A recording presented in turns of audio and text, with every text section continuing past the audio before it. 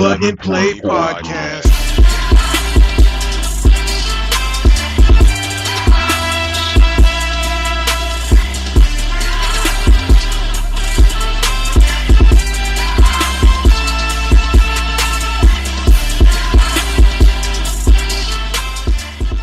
Ladies and gentlemen, gamers across the world, today is the day. That's right. It is finally here.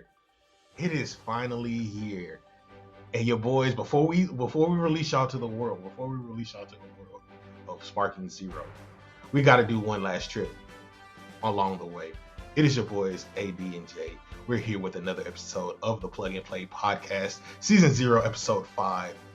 How you doing, brother? Fantastic, man. Listen, Sparktober is here.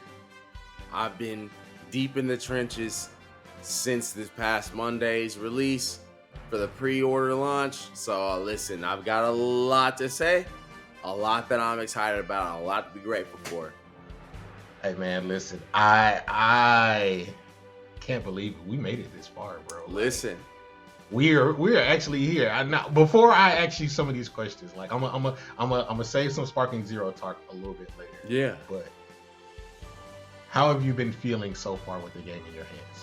I have felt like this is what I waited for the past 17 years. Even though I didn't know until this year that this was even gonna be a concept that would happen, I feel like it is worth the wait. The last 3 hours before the pre-order launch were longer than the past 17 years. Like that's and everything since I've gotten in the game in my hands, like it's been well worth it. Well worth it. It makes me remember the episode of South Park where Cartman is waiting for the Wii and he's just sitting outside the store just like, yeah. I just can't believe that we are back in the age of people coming together for Dragon Ball and enjoying it in this magnitude.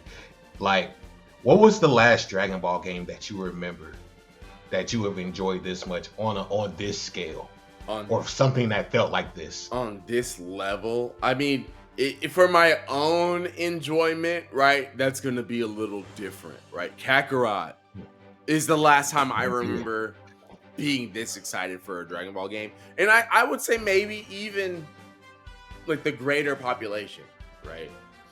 Mm-hmm. Even though like once a lot of people got Kakarot in their hands, they might have felt like it was more of kind of the same in like the anime gameplay style of games. Mm-hmm.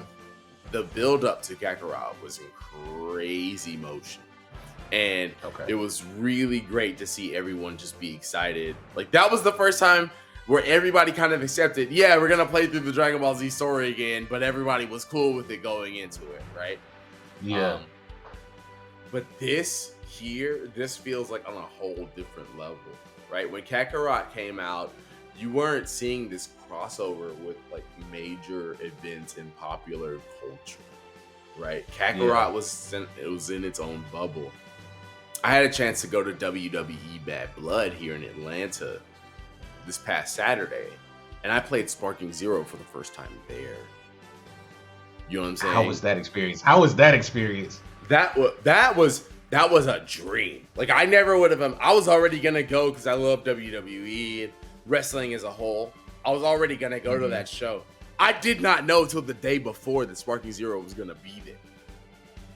So and that's crazy because they announced like the playtest thing. Yes. And it was everywhere except here. Yes, I remember seeing that initial announcement of the Dragon Ball Sparking Zero playtest. And October the 5th was supposed to be at a skate park in Denver. You know what I mean? WWE must have sent the big bag. You know what I mean? They must have said like, hey, nah, how about y'all want to be over here that Saturday instead? And Bandai Namco came running. There was a activation outside of the arena where you could play. It was several screens, and they had like an Aventador with like a Dragon Ball Sparking wrapping on it. It looked crazy just to see outside of the arena. Inside, they also had an activation where you could play the game. That line was a lot shorter. I had a chance to go play inside. I only waited maybe 5 minutes. They gave out t-shirts and lanyards. Like, I played Sparking Zero. It was really sick, man. Like, to go to a wrestling show and get free merch, that's unheard of already, right? To go to a wrestling show and play the game that you've been waiting for so long, that was fantastic. Seeing the LED lights around the ring during Damian Priest and Finn Balor's match, seeing like the Ultra Instinct Goku and Broly around the ring, that was surreal. I literally was cheering for Goku at a wrestling show. You know what I'm saying? Like, I was like, yo, this is crazy. I never could have imagined something so wild. I've been to many wrestling shows throughout my life, but I think that was the best one I've ever been to, all because it was a merging of my interest. That sounds exciting, bro. And it's probably one of those things where I'm like, damn. One, I wish I was a wrestling fan. Two, you should probably get more people into wrestling. Like Bandai should probably sign a contract with WWE or something, you know, like. I know that they have 2K doing those games, but a Bandai produced WWE like fighting game, like not a wrestling simulation game, but like a 3-on-3 fighting game where you can use like The Rock and Roman Reigns, Solo Sikoa, just to do like a triple tag team move or some crazy stuff like that. I mean, nuts. Secret Kinnikuman characters. Yes. Yes. Yeah, man. That would be fire. Okay. Kid Muscle versus John Cena, I want it. You know what I'm saying? Kevin Mask versus Kevin Nash, I need it. Oh, man. All right. I want to ask a little bit more about it, but this is not the Sparking Zero episode. We got plenty more to talk about. We got plenty more to talk about. So if you're enjoying Sparking Zero today, please tweet at us. Let us know your favorite moments in the game so far. Because we already know what your least favorite moment is. We didn't see too many clips. Soon as he start up the super, retry. No, I'm not lowering the difficulty. Listen. I have personally, me personally, I have no problem starting that bitch on easy mode. I'm gonna let y'all know that now. Especially if I decided to stream this. I don't know if I'm gonna do it yet, but like if I decide, call me pussy all you want. No, I'm here for a good time. Yeah, because Grade 8 Vegeta will lock you out, bro. Look, I will get into it later, but yeah, Grade 8 Vegeta is separating the boys from the men right now. Oh yeah, listen, we'll get there. That's one thing I did experience. Like I remember experiencing with the Tenkaichi games, Budokai Tenkaichi specifically. Kid Gohan, Grade 8. Yeah, hard fight. And that one didn't have any easy mode. Yeah, exactly. You couldn't retry and lower the difficulty. Like, folks, if you're playing Sparking Zero right now and you see that retry and lower difficulty, get rid of that pride. Do it. Because back in the day, we didn't have that option. It was retry, pussy. That's what it said to us. It said retry, pussy, on the screen. Listen, so swallow your pride. You know, it's Vegeta. You know what I'm saying? You gotta let him be the prideful one. You ain't gotta do that. Right, exactly. But before we get into the nitty gritty of this episode, because this episode is mainly going to be the HD games, so everything from back then leading up to just about Kakarot, you know, there might be a game here or there, and then we'll save the Sparking Zero talk for the next episode, which we're going to go on break for a little minute, let us get a little bit more acclimated to Sparking Zero, and then we'll come back to it. But in the meantime, we're going to press play on this episode. Let's get to it. 憧れた時は過ぎおめえが何者か知らねえけどありがとな一緒に戦う時が来た君が救うドラゴンボールの物語ドラゴンボールゼノバース2バンダイナムコ Alright, bro. Yeah. So I gotta ask real quick, like, This was during like when we talk about HD, this is like 2007, 2000, like PS3, Xbox 360 came out like 2005, Yeah. 2006. Yeah. The first Dragon Ball game that came out was Burst Limit. Man, let me tell you, bro. When I saw that trailer for Burst Limit, I was like, dang, that's cool. A modern Budokai 1. Because when I was like, hang on, we don't have nobody past Cell, there's a big skip for me. Okay? Yeah. We have to realize, like, if you were playing anime games during this like HD era, Dragon Ball games were not the only games in town, right? We was playing that Mhm. Naruto Ultimate Ninja. We was playing Yes. the Bleach. If you was importing games, or you know what I mean, you might have had the modded Wii or something like that. We was playing the Bleach. You know what I mean? We was playing plenty. We Mhm. was fed. We was fed There was throughout definitely a 2007. couple. There was a couple of One Piece games, though I will say like they might not have sold as well because that was Yeah. for kids One Piece at the Forget time. sales, bro. If it was fun, it was fun. Okay. If you Yes, knew, you knew. exactly. That was the era of if you know, you know. Yes, and you know what also pisses me off about that era is that like this was also during that edgy G4 Spike TV time where it Yeah. was like any type of Japanese games that really weren't like that something that you could latch onto, it will probably get trashed. You That's know, the it's like this thing is that I really hated about that era, bro. Is that like they was like basically trying to tell us, like, yo, if you like anime games, you're a nerd. And it's like, bro, we all mhm, playing games already. What the fuck you mean I'm a nerd? You know what I mean? Like, enjoy the games you enjoy, right? So yeah, like, but it was tough because it was like you when you want to enjoy the games that you enjoy, you got to look at it because the internet was kind of like yeah, rolling along, but people still really didn't have it for real. So you had to just look at, and this is the early YouTube, like yeah. version 0.1 YouTube. You don't really have too much like to go off of when you see like commercials and you look at reviews on Game Cheat Central or Game Facts or whatever, and you're looking at them like, oh no, this might not be that good. Like, what are they talking about? Like maybe I might pass it when I go into GameStop or Mm-hmm. something.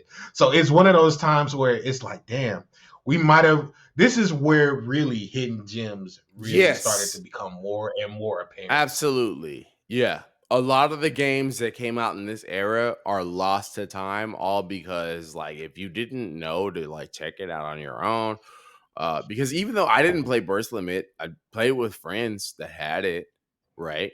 Like it Mm-hmm. wasn't like I was like I hate this game. I just had other games that I enjoyed playing more at the time, you know. Mm-hmm. Um, it really was And then a return to form for that Budokai era, though, when it comes to Burst Limit. yes, Um, like yes. it was you have the we had come from Budokai to Budokai Tenkaichi, and now we got Burst Limit, which has that 2D, like, like on the same plane sort of form fighting, right? Which we Mm-hmm. had stepped away from for the past 3 years.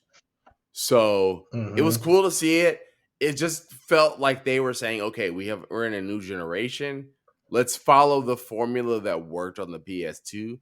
When instead they maybe should have just continued, and said, like, hey, look, we've given you these 4 Budokai type games at this point, right?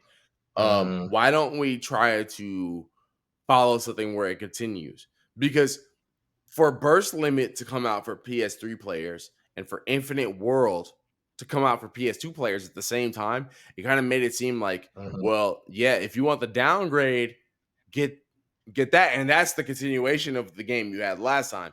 We're starting all Mm-hmm. over on Burst Limit, and it just kind of felt like for Mm-hmm. $60, do I want to just for better graphics?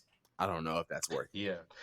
And I would say the same for Raging Blast in a sense, because those Yes. came after. And you have that kind of distinction where it's like, we got Budokai in HD now. Let's do Budokai Tenkaichi in HD now. And so I will say in Raging Blast credit, at least for Raging Blast 2, they released the demo that you could play, and that was my introduction. That you could actually like. One of the best things about this era was the fact that you could have demos without having to go to Walmart or something like that and play it directly hands-on, like on the kiosk. You could download them and get it in. So like with Raging Blast as a system, I'm appreciative of one that aspect of it for Raging Blast 2. But two, they try to do at least something a little bit different, because in Raging Blast 2 in particular, we got the characters of Hachiyak with plan to eradicate the Saiyans alongside of it. And then I believe this was the introduction of Tarble from the OVA, the Yosu Goku. Yes.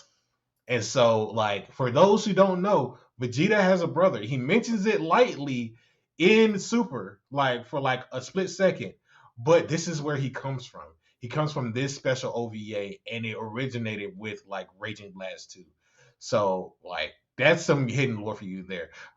Side note, I would like to see him come back, We need Tarble in Super. There's the fact that they even like during Dragon Ball Super Broly, where Vegeta mentions like, yeah, my little brother's off somewhere. I don't care. Cool. We know that Tarble exists in the main canon. So yeah, I definitely want to see him get some sort of shine later down the line. But the fact that they reanimated plan to eradicate the Saiyans from the old Palladium game from the 90s and made plan to eradicate the Super Saiyans, like it's really cool that we had an OVA included on a game. Like that has just never been a thing. And this era of these HD games allows for us to be able to have more than one piece of media on a disc, because we're now working with Blu-rays, right? Exactly. I thought it was really cool. Not only with that, but with Raging Blast 1, they introduced characters like Super Saiyan 3 Broly, and then they continued with Raging Blast Super Saiyan 3 Vegeta also. Vegeta. Yeah, and that's exactly what I was about to say. Yeah, with Raging Blast 2, you've got Super Saiyan 3 Vegeta, which is just like this is the first time we have characters that are from expanded lore being introduced into games. And considering that, like, Dragon Ball Heroes is just becoming a thing in like 2008, this is where we start to see like, no, like we want to show homage to the fact that Dragon Ball has all these different types of characters that we can work with within the IP, and the video game media form is the best way to be able to feature them. Yes. And I think this is you can look at it with some of the sales, at least in Japan, like looking at some of the stats for Raging Blast 1, it was the third best selling game in Japan, only behind Pokemon Heart Gold and Soul Silver. That shows that like people were looking forward to this kind of game. Oh yeah. Huge. That's the thing, right? Is that we can look back on it and knock these games for being like, okay, this is just kind of more of the same from the PSU, but that's only because we have the future's perspective included, right? Right. When you're thinking about at the time that's coming out, that's the best way to be able to play these Dragon Ball games. Like, I honestly, I kick myself to this day for having skipped out on the Burst Limit and Raging Blast like series. I've gone back and emulated those games and have learned to enjoy them today. But at the time, I would play them at friends' houses and just be like, all right, cool. Because I'm not going to lie, man. I was a Naruto head from 2005 through 2013. You know what I mean? Yeah. Like, Naruto took over everything that I thought about with anime. And so I'm buying the Ultimate Ninja Storm games, bro. Exactly. You know what I mean? That's a different type of we want to talk about arena style anime games, even though Budokai Tenkaichi really started that wave. Naruto Ultimate Ninja Storm carried the torch. Yes. It doesn't happen without those games. But it also doesn't, those games aren't on the same scale. So you kind of felt like if you were already a fighting games player, you're like, this is the more grounded series. I need to kind of switch over for a little bit. Because I was that way as well, where Naruto Ultimate Ninja Storm all the way up through 4, those were the games that I bought, to the point where I just, on the low, I said, man, fuck the anime. I'm going to just play the games and see where the story takes me. So, like, for the longest time, if you wanted to experience Naruto, and I know this is not a Naruto thing, but we might get to Naruto at some point. Yeah. But it's true. If you wanted to experience that show without watching it, those games are the best way to do it, because this is a game, it's an anime that's coming out at the same time, as opposed to you're going over and retreading a story that you've already completed like 5 times at this point. Exactly. So like I like Dragon Ball for trying certain things and like trying to do different mechanics, because that's all they could do with the what if scenarios and what they tried to do with like adding in old media to kind of get people caught up to the series. Like I'm appreciative of them, doing that while still trying to build on the formulas that made Budokai and Budokai Tenkaichi so good. It's just the sad part of like we're not getting new media, so they have to like create it. But that was also, like I said, with Yo Son Goku and his friends return, that was like the first new Dragon Ball media in over 15 years. Like and we thought that was gonna be it. Yeah. Just this one little special they did. We could have never seen the resurgence of Dragon Ball as a whole. Forget just the video games. Dragon Ball as a whole coming out a good 3 years later after Raging Blast 2. Mm-hmm. Like, man, like that's what really led to these video games being on a different scale, as opposed to just like, okay, here's Raditz through Kid Buu all over again. Yeah. And so with that resurgence, we started to see like, okay, people are still interested in Dragon Ball. We have next up, and this doesn't really get talked about a lot because it's not necessarily an HD game, but Dragon Ball Online, the MMO that lived for like a good little second, but it gave us kind of a distant future somewhat of the world past Goku and everybody else, where it's kind of united. We never got that stateside, but the fact that they were even thinking about what the future of the Dragon Ball universe looked like, and to create an MMO based on that lets you know that there was some type of interest in carrying on at least the Dragon Ball narrative in a way. And honestly, a lot of the concepts that get introduced during Dragon Ball Online are things that we see now today in Dragon Ball Heroes, in Dragon Ball Xenoverse, right? Like these are very core parts of the expanded lore of Dragon Ball. Dragon Ball Online was the perfect way for Toriyama to be able to put out like, okay, hey, there's more expanded parts of different races like the Majins and the Namekians, right? Or even going into introducing the fact that there's a time control, right? Which is really the main aspect of Dragon Ball Online, is that there's this group of people that protect the events that happen throughout Dragon Ball, because you have different demons that are something that was only introduced as Dabura in the anime, and nothing further. And we've got Daima coming out in 2 days that expands upon that entire premise, right? You have new demons that are introduced in Dragon Ball Online. These are main characters in Dragon Ball Xenoverse and Dragon Ball Heroes now, right? Like without Dragon Ball Online, we don't get this expanded universe of Dragon Ball that we have now with all these extra characters that can go Super Saiyan 4 or Super Saiyan 3, or characters that we could have never imagined different forms for. Without Dragon Ball Online, that does not even get conceived as an idea. Mm-hmm.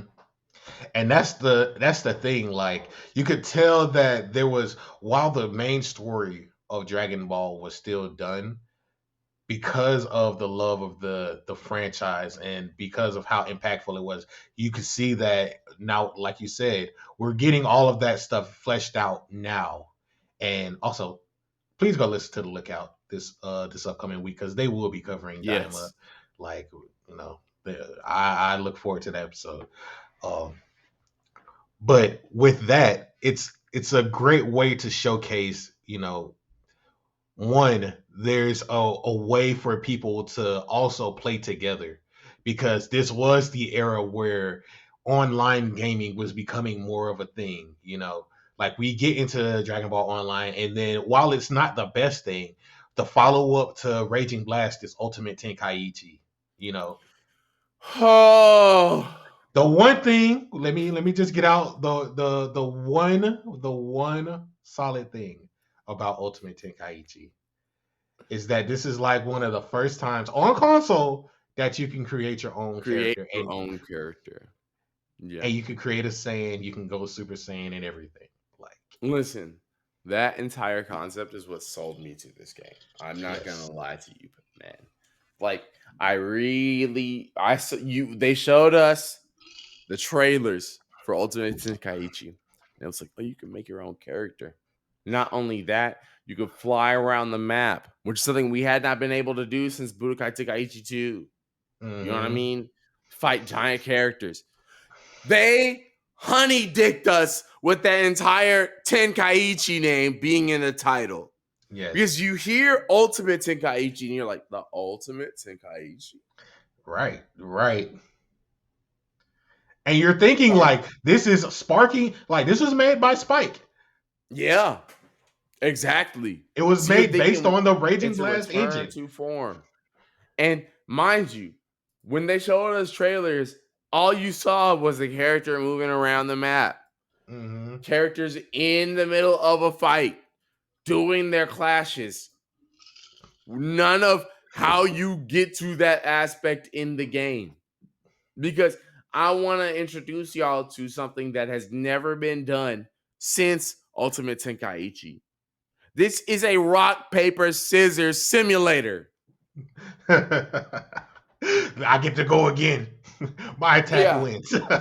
Yeah, my attack wins. You throw up, you choose the one that beats the other one, and then your attack, if you're attacking, your attack goes through. If you're defending, you get to defend against the attack. Mm-hmm. And the And then combo keeps going. Yeah, and the combo keeps going. Yeah. And you really only have a choice of like continuing your attacks through this sort of stuff. Like it really upset me that everything in the build up, like it's called Ultimate Blast in Japan. So at Yeah. least if you were Japanese, you're like, okay, this isn't related to the Sparking series, but you'd be wrong to think that, because in all of the marketing, even in this V-Jump scans, it says, oh, this is a revival of the Sparking series type of fighting. And This that's is a the revival problem. of that action. That's the problem, because it's the one, because it's Spike. So they made both the Raging Blast series, which is why it's Ultimate Blast, and they made the Tenkaichi series. So it's kind of a combination when it comes to the American title. So they're trying to sell you on that, and it's like, well, damn, this is not what we signed up for. This is Not not what even we. close.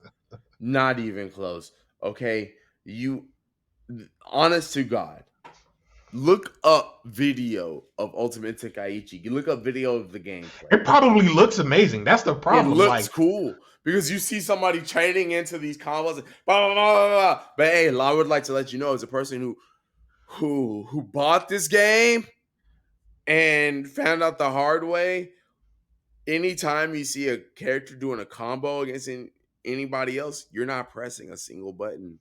That's a quick time event.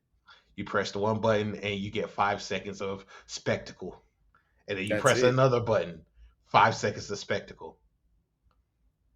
Also, I will say, like, my other favorite part is the fact that like Yamcha had the best special.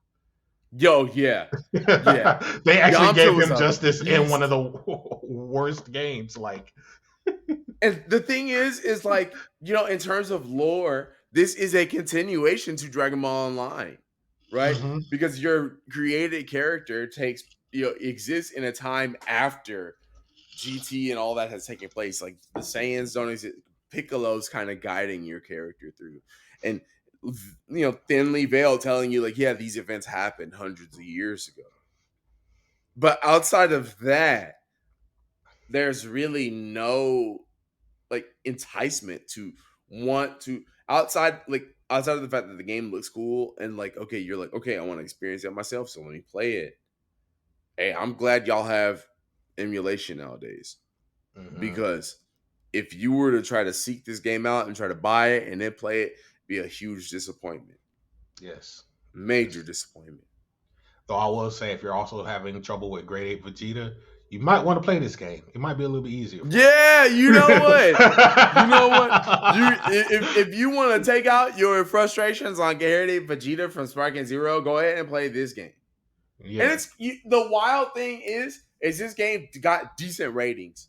For an anime game, IGN gave this like a 7.5 out of 10. And I'm like, they had to pay y'all boys. Right. They wasn't trying to lose that. I ain't gonna say that. Never mind. They wasn't trying to lose it. hey, Bandai Namco, we love y'all very much. And we think all of your practices are amazing. Like, there's nothing y'all have ever done wrong, ever. Like, y'all are fantastic. All the licenses that y'all have, fantastic. Please give us more. You know, if y'all need shouts out to John Bandai, bro. Oh, man. But yeah, it's like, at that point, we are pretty much rolling into a new era of Dragon Ball. It was kind of a sad time at that, you know, Ultimate Tenkaichi being that sort of swan song in a way, because after that, it was Dragon Ball Z for Connect. And then we got Battle of Z, you know, the arcade game. And then we got into Dragon Ball Xenoverse. Now, it's wild because, you know, during this era, they did give us like an HD collection of the Budokai games. Yes, they did. Budokai 1 and 3. And it's kind of a slap in the face at that point. I ain't gonna lie. Because we're talking about like 2012. This is after we've already gone through the burst limit era. Yeah. After we've already gone through the Raging Blast era. You know what I mean? We've had all these like revisions of these old games that was getting giving to us. You know what? And they just go right back to re-release the old originals? Why didn't you just do that in the first place? You know what? Nothing beats the original. Fuck it, let's do it. And they knew that. It's funny that they didn't do 2. They knew that well that they didn't do 2. They just did 1 and 3. Yes. Exactly. They're like, okay, you know y'all ain't trying to play with that little board game, bro. Like the fact that they even gave us that, while it wasn't like there were some issues with it, like it didn't have the same sort of like feel as the original game. Like I remember the gameplay was kind of chuggy at first. They had to put out some patches to get it up and running to be like the same sort of way. And like the cutscenes just weren't the same as what we got in the original for Budokai 1. It still was a worthwhile upgrade. But it's just like we didn't get anything new during that time. So they just said, you know, we're going to re-rock it up until we get to Battle of Z and then Xenoverse. So I personally didn't play Xenoverse 1. I came in at Xenoverse 2. Okay. So I have to ask, what was it like? Because from what I understand, Xenoverse was really just like a test bed. It really is. Xenoverse, if you're playing Xenoverse compared to Xenoverse 2, it definitely feels like we played for a beta of Xenoverse 2, right?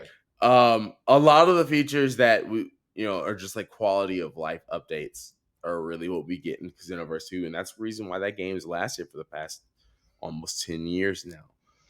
But even going into playing Xenoverse the first time, I will say the marketing for that game was really great because it was one of those things where it was like, yo, like, wait, so I can go in with my character that I create into these past moments, and it's not the same as me reliving Raditz through Majin Buu.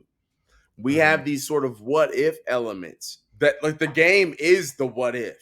Right? Like, what if Ginyu had taken over Vegeta's body? Or, you know, like, what if someone had made Cell stronger and he was able to just mollywop all the Super Warriors? Because those kinds of things were what made it really fun.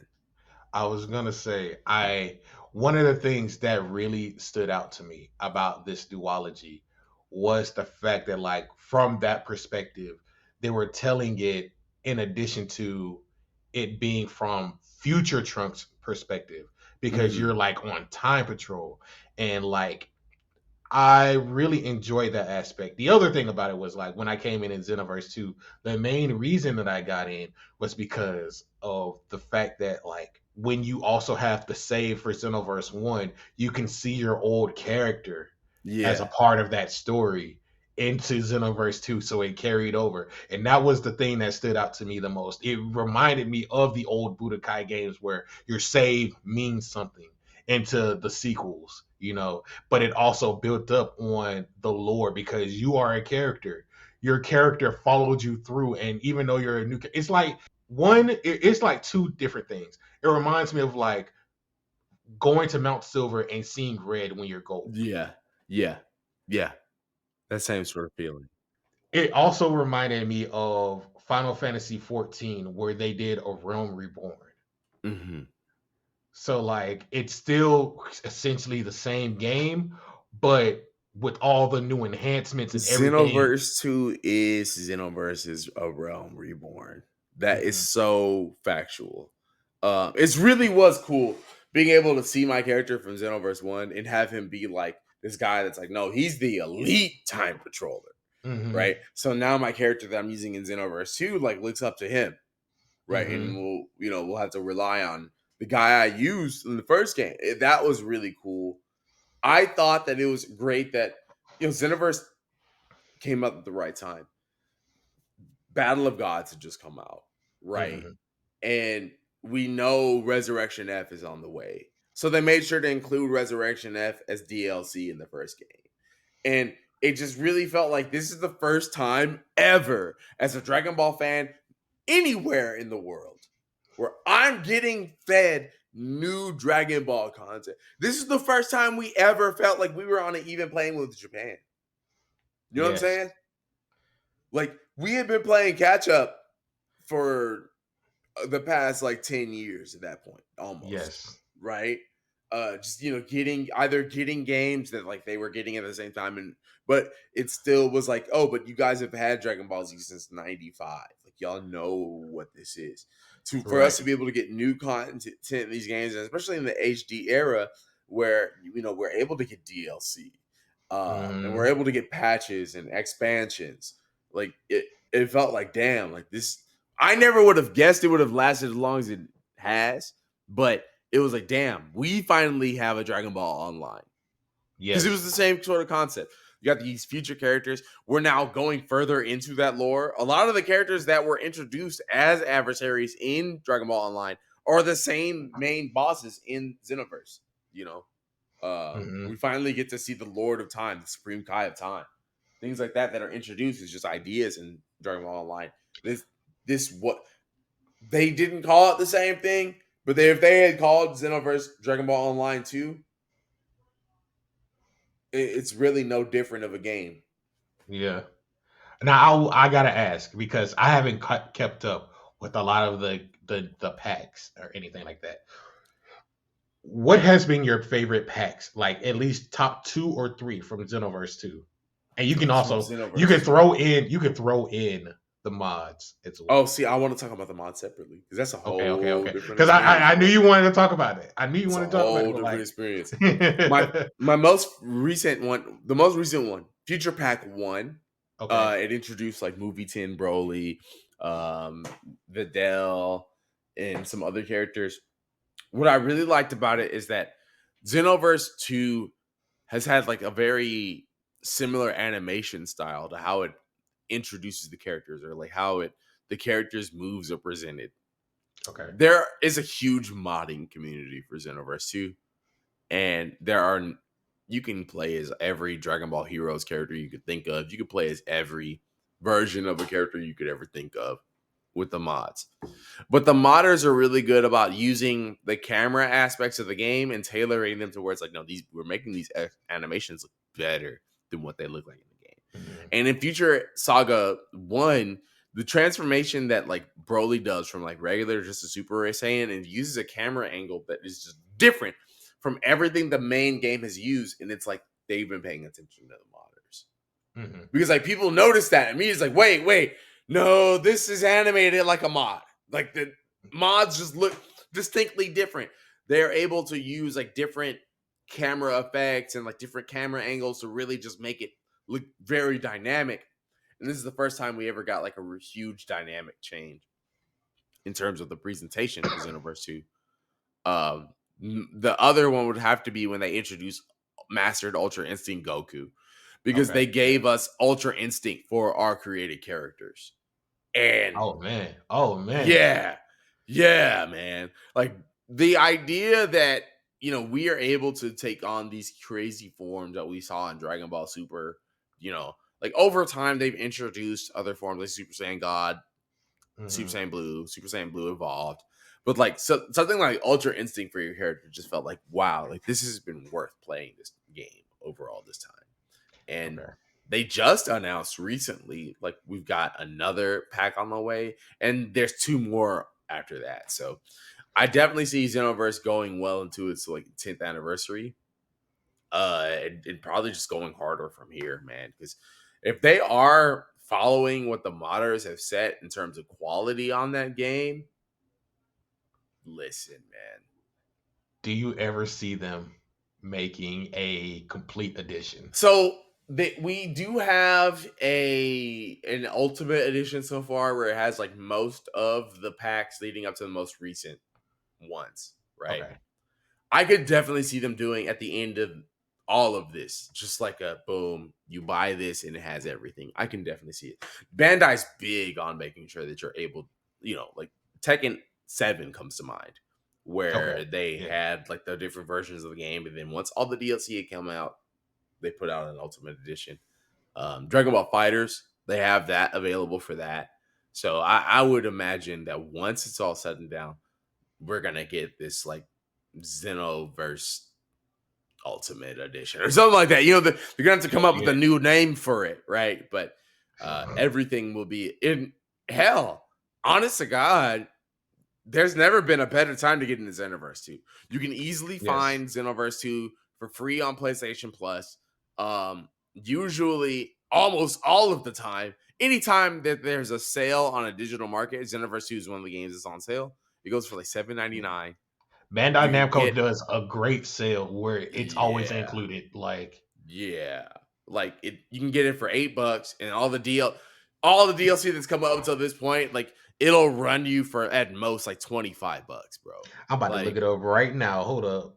And if you're a PC player, just go to a website like CD Keys or something like that, and you're gonna find even better deals. So, there's something to be said to where Xenoverse 2, even if you're knee deep in playing Sparking Zero right now, if you want a game that like you don't have to wait for mods to come out, like you're already able to do things like change your combat style, change the different transformations that are available to you, make it a greater roster.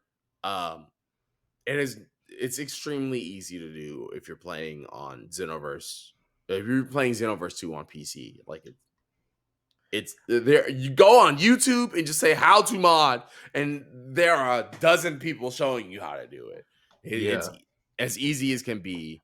There are programs they've made to where you just take a file, drag it into it, and boom, it's changed your game. So, yeah, Xenoverse 2, that's a game I will always go back to, just because whether it be different like customizations for your own character or for different characters that aren't already in the game, that's the one mod that probably even supersedes like Budokai Tenkaichi 4, just in terms of the amount of content that we have for it. I will say I just looked it up on PlayStation. There is a Xenoverse 2 Lite version that is free. Yes. There's the standard edition for $20 along with Xenoverse 1. And then the deluxe edition, which has super packs 1 through 4, that's $40. Would you say that is a worthwhile price? I would say it is. I would also say if you play on the PC, like I mentioned earlier, there's ways to get it even cheaper. Yeah. You know what I mean? So like, look, yeah, there's really never been a better time to be able to get into this Xenoverse edition of games. But the crazy thing is about this, because it's sort of an RPG style game. It's an RPG, action RPG in particular. We're getting into this area of Dragon Ball content where Mm-hmm. it's doing everything now, because the next game, which is probably the most hyped one up until Sparking Zero, Fighters. Dragon Ball Fighters changed everything, man. Dragon Ball Fighters was like a dream come true. Yes. If you had been a Dragon Ball fan since the old days, if you had been a Dragon Ball fan at any point in time, you always imagine like what would it be like to have like a Dragon Ball game that's like straight up a fighting game on an even field. Like, let's not get gimmicky with Budokai. Let's not get gimmicky with Budokai Tenkaichi. I want a Street Fighter like, or Marvel vs. Capcom like Dragon Ball fighting game. Yes. And they gave us that. And this is Arc System Works. We know them from the Butiden series, but That's this right. is their first time in HD in a long time for a worldwide release with this 2D style fighting game. And we got to keep in mind, like, this is right after they've done Guilty Gear Xrd, which is a 3D animated 2D playing fighting game. And they took the same sort of style of art where it looks like these are hand-drawn characters, but they're fully 3D. And they're playing against each other. Like, Arc Systems Works was fully in their bag when they came out with this game. I remember so many commercials, so many trailers. Like the trailers that they had for this game were just phenomenal. I think the first one was just like the clash between Goku and Vegeta in this style. Yeah. Like I think they show a trailer at Evo also at one point. This was like 2017, 2018, I believe. And just seeing these characters in this form where it's not like Budokai Tenkaichi. It's not the 3D playing space, like you said. We're more grounded, but we're getting all of these different characters in multiple ways. We got Goku, we got Vegeta. It's the same roster that we know and love, but like everybody feels vastly different. That's what I love about this game, is that this is a real fighting game. In the sense that, like, you might have the same type of controls for some characters, but it's not going to lead to the same levels of actions. Like, you're not going to have like a punch, kick energy. Like, no, it's like you've got to really lab these characters out and see how they work in terms of, their strategy. Yes. And the other thing about this, like, because this was actually treated as a competitive fighting game, there was a meta. There were like the meta at this time was like what Vegeta, Bardock, Majin Buu. If you wanted to, Gohan had too slow of a windup, but if you wanted to use him, you could make him viable. Android 16 with his rockets, like there were so many different ways, and if you really took the time to lab these characters, you can make a way in the competitive scene. But they built it so that it could be this way because all of these characters could move in these different things. I remember the first time, I believe it was the first time that this game was on the Evo like floor, and it was Sonic Fox. Like that fight, I remember watching those grand finals, and it was an amazing showcase. Like down, and it's crazy because like the fighting game community had a huge amount of fighting games that were really popular at the time. And Dragon Ball FighterZ just jumped right in the conversation immediately. Like we had Smash Bros, of course. I think we were still on Super Street Fighter 4 or Ultra Street Fighter 4 with Street Fighter 5. There was a Mortal Kombat floor. There was I think King of Fighters 13 because 15 had came out. But I think people were still playing 13 to a good extent. No, was it 14? Either way. But when Fighters came out, it was still just a sight to see this this beloved anime series getting showcased on the main stage in this fashion. And people are filling out the crowds, anime fans, Dragon Ball fans, filling out the crowd, just watching the gameplay.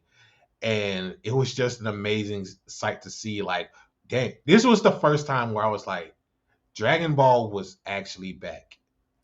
Like And while we were in the time of like with yeah, Xenoverse, and we're still kind of in that time with like Xenoverse being the beginning of that new content. With Fighters, we were in the middle of it. We were going towards the end. We were probably like in Goku Black Tournament of Power when this yeah, released. yeah. So like we're getting all new stuff and just seeing this come to life going alongside with the anime. This was the first time worldwide where we were getting new content, new games, and they're updating the games with the content. We don't have to go out and buy the next one, like way back when we did episode 1 with Bootsden and we saw like Cell Saga had just came out when they just got that. You know what I'm saying? Like this was the first time that we as a collective could follow along with the franchise that we held dear. And the thing is, considering the time this came out, we're only really 3 months away from the end of Dragon Ball Super's TV run. So Mm-hmm. people are vastly excited for Dragon Ball during this period of time. Mm-hmm. And the amount of DLC that they came out with to be able to, offer fan service to as many characters as possible, Mm-hmm. they really had a great strategy in how they followed this game. Something I never would have even seen coming, though, is that this game wound up introducing a character to us that's now important Yes. in the entire canon. Yes. Android 21. This is someone who was featured in Dragon Ball Super Superhero as Dr. Jiro's late wife, Vomi, to be modeled after, right? So it's something where we have this new character where she's a central piece of this entire game, introduced through this one. But we eventually see her added as DLC to Dragon Ball Xenoverse 2, right? So it's like she's not just this self-contained character to fighters. I would not be surprised if we wind up seeing her as a character in Sparking Zero later on. Exactly.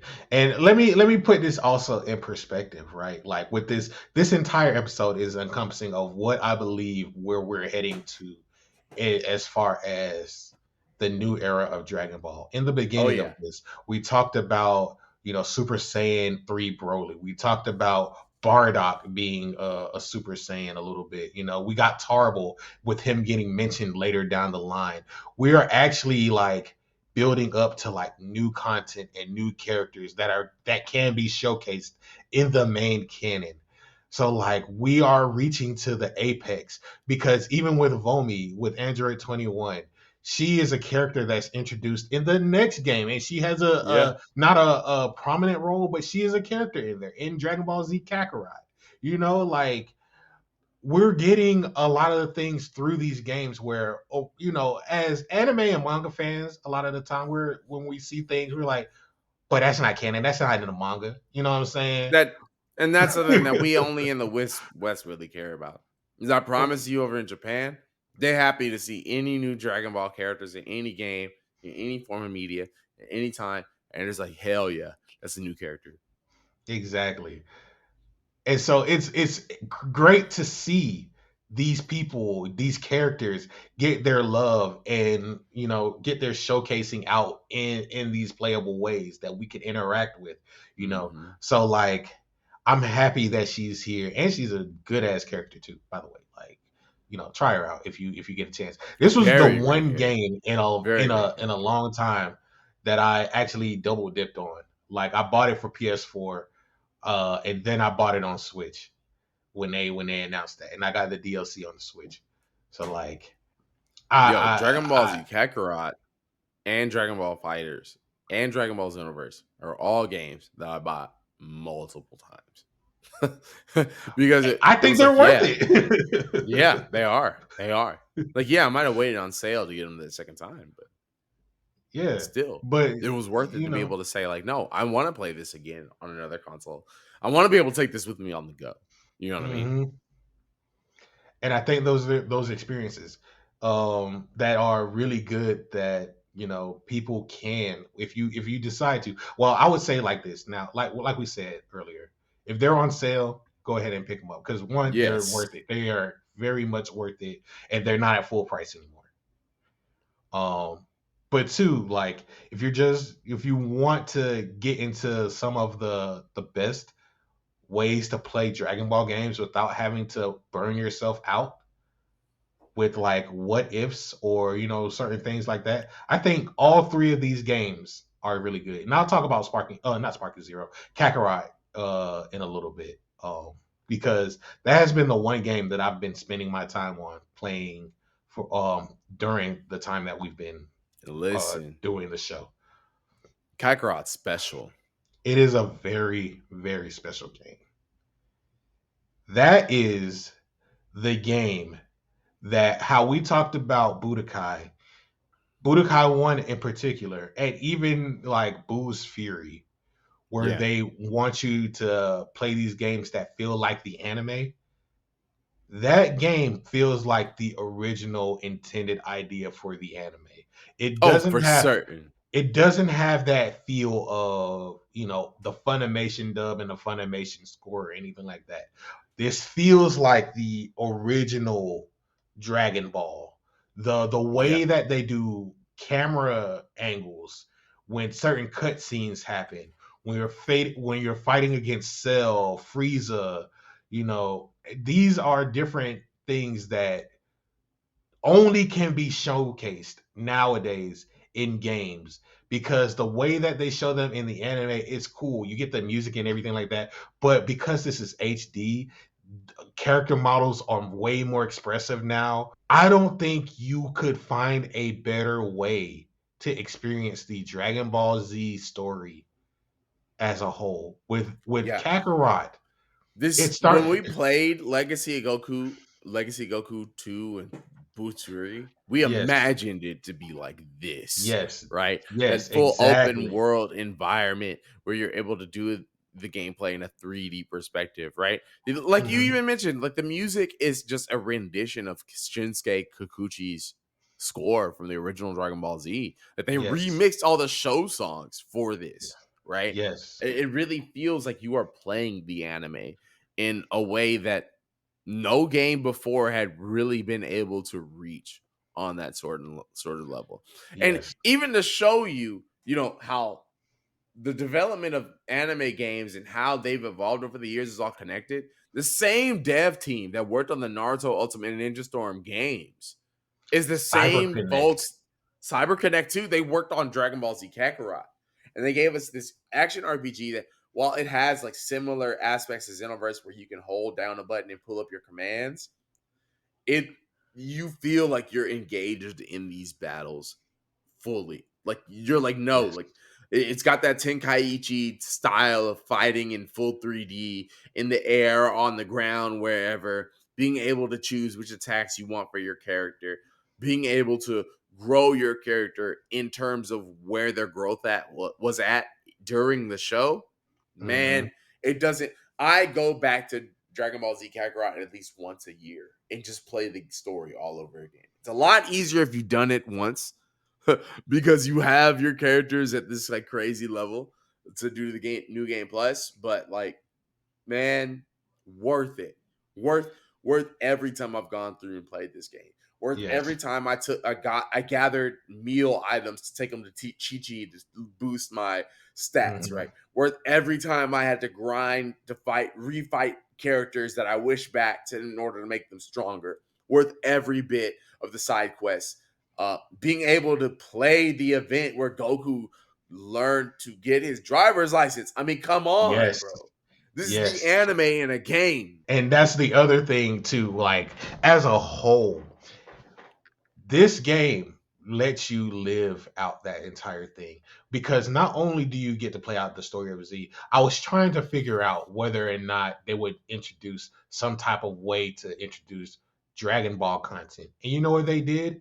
they sprinkle them as collectibles where you see across the map there are certain like little sparkly items and you pick them up and they show like glimpses of Goku's past in Dragon Ball. So it shows you when he first meets Pilaf. It shows you when he first trains with Master Roshi, meets Krillin, fights in a world martial arts tournament, meets Chi-Chi for the first time, It goes through all of those different things and they're just like little small glimpses and they're like collectibles across the map. And included into that is like we know that this game doesn't really follow Goku all the way because half the time he's not there. So you know what they do instead? They let you play the characters that are on Earth.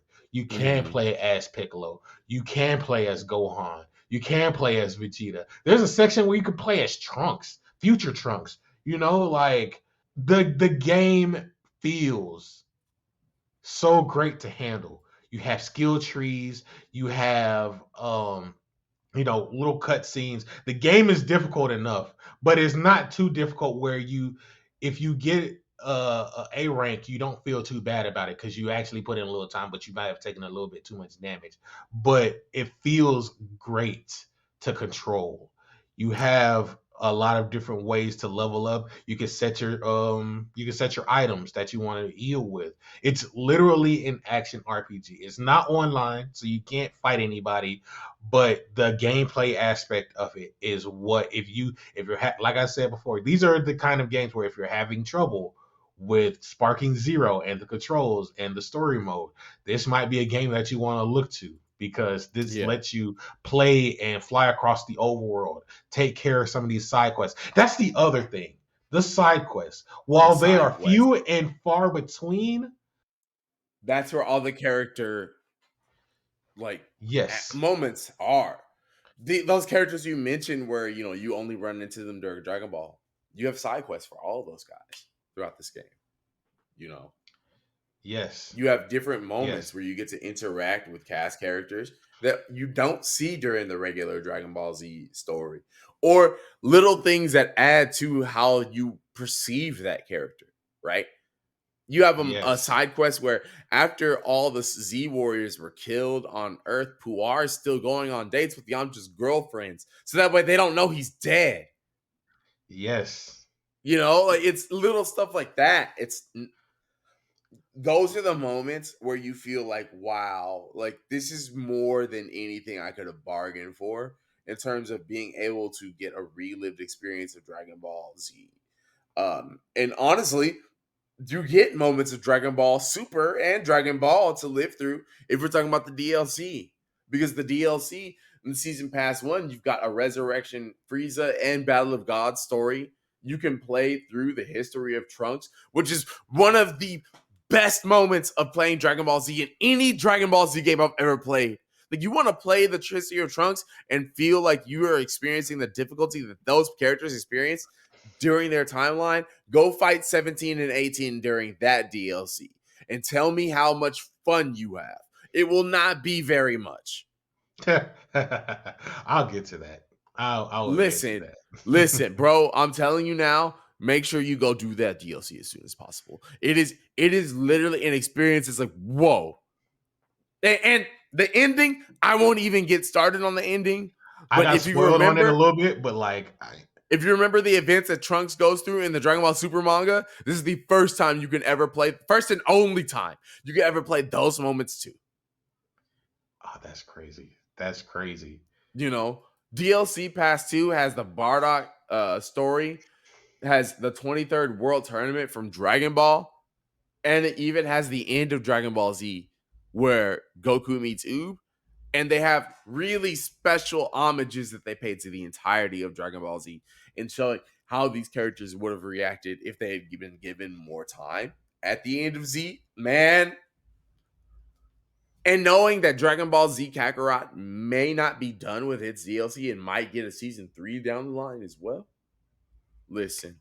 We've got 3 games of Dragon Ball, including Sparking Zero, that are still in some degree active.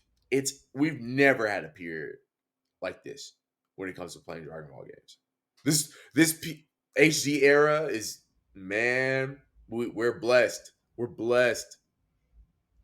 I will end this off with like there's like two other games that are on Yeah. the radar, but we don't really talk about them because they aren't necessarily like what we would enjoy as Dragon Ball fans.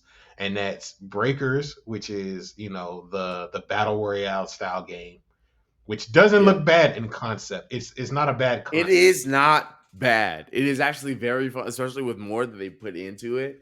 And it's a Hmm. game that you can regularly find for $20, bro. Like, come on. If you want a different Dragon Ball experience, check out Dragon Ball The Breakers. I found a lot of fun with it. Like going through and like it's like, oh damn, I gotta run from Cell before he tries to like absorb me because you're just a regular person.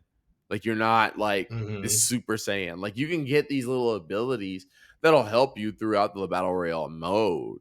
But it it is a great game in the sense of what if you were a person in the Dragon Ball universe and you really can't just like fight these dudes without some sort of help? Yes. Like I think it's a great take on the genre.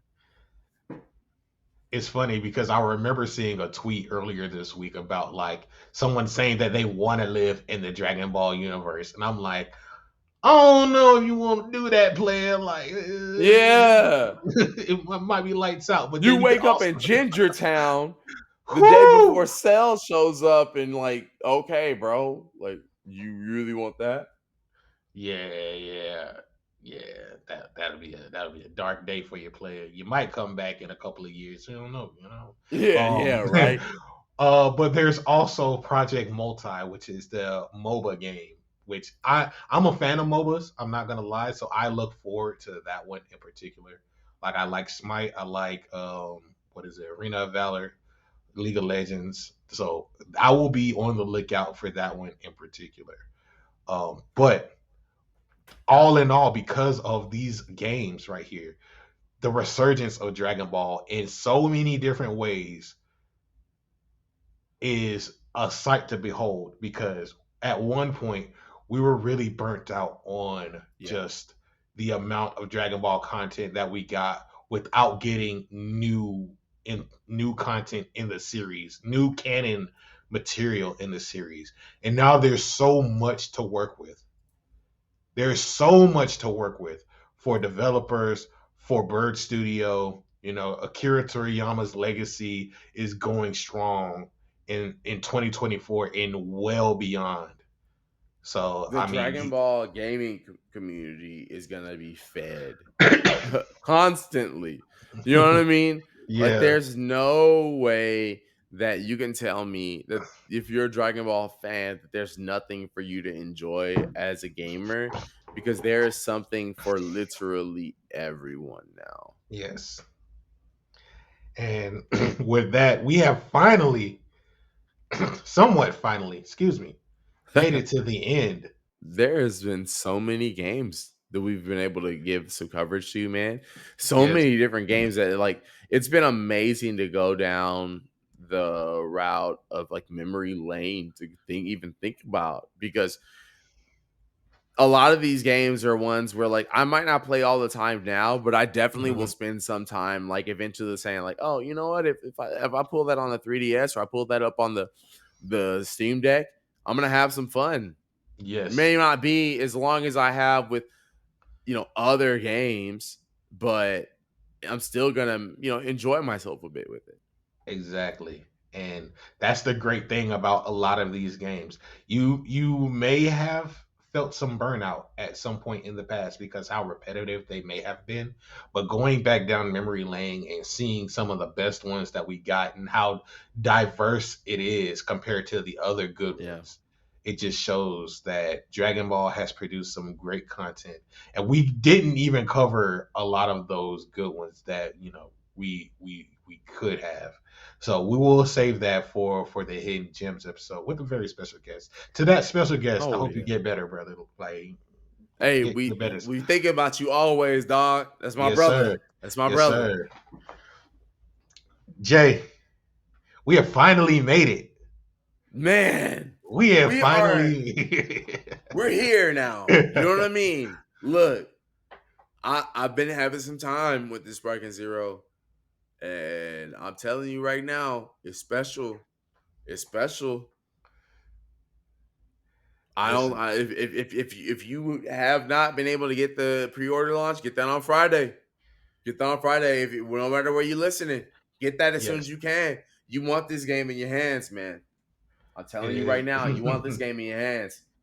I will be definitely on that. And listen, if you made it to the end of this episode and you are a fan of The Lookout, if you're a fan of gaming in general, please tweet at us, because we may have a very special, type of event. I won't say a tournament. We're not doing we may save something for like that down the line. But yeah, if you we're at least gonna have the folks together. You know what I mean? Yes. So just let us know if you wanna. Just let us know if you want to join in on the fun for that. It's gonna be at the end of this month, and we're just gonna blow it all out the water. Share a lot of great moments. So I mean, other than that, thank you guys for listening to Plug and Play. Certainly hope y'all have enjoyed it. Yes, this has been a long time coming. We have finally made it to Sparking Zero. I hope you guys are enjoying the game. Those who have it, please hit the subscribe button wherever you can find podcasts. We're on Apple, Spotify, YouTube. Please follow us on IG and Twitter X. We're The Lookout RNC. Meals and LJ will definitely be giving you guys a new episode on Monday with Dragon Ball Daima. It's gonna be a full thing. We might talk about Daima a little bit on the last episode that we have at the end of the month. So stay tuned. But other than that, man, we appreciate you guys for plugging into us. We can't wait to get back at y'all with the Sparking Zero. Because listen, yes, there's gonna be a lot to discuss. Yes. So stay plugged in. Y'all be easy.